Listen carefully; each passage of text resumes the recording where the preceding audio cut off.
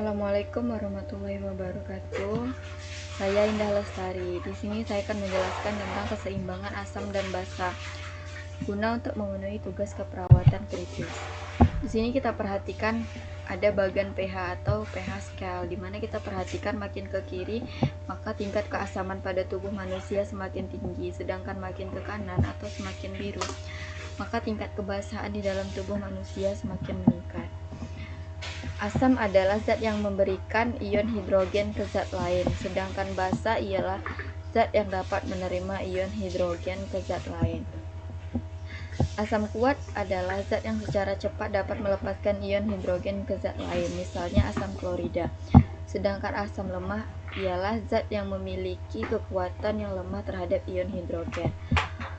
Adapun basa kuat bereaksi kuat untuk berikatan dengan H+ atau ion hidrogen. Basa lemah berikatan dengan lemah dengan H+ atau ion hidrogen.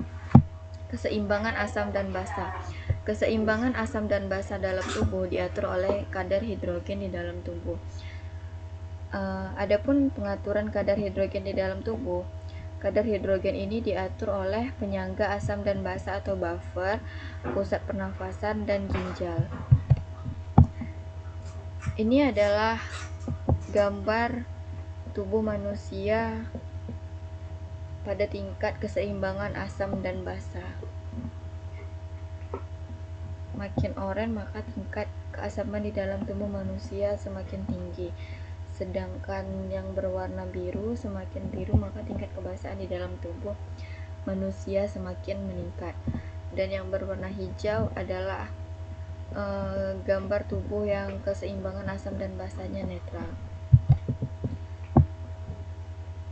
Penyangga asam dan basa atau buffer adalah yang mengatur keseimbangan ion hidrogen di dalam tubuh, yaitu sistem yang menjaga tubuh untuk tidak mengalami kelebihan asam dengan cara membuang hidrogen melalui ginjal dalam bentuk amonia. Yang kedua ada pusat pernafasan. Pusat pernafasan mengatur pembuangan karbon dioksida agar tubuh tidak mengalami kelebihan asam. Saat tubuh kelebihan asam, maka terjadi pernafasan yang dalam. Fungsi dari terjadinya pernafasan yang dalam adalah untuk mengurangi kadar karbon dioksida sehingga menyebabkan tingkat keasaman di dalam tubuh menjadi turun. Dan yang ketiga ada ginjal.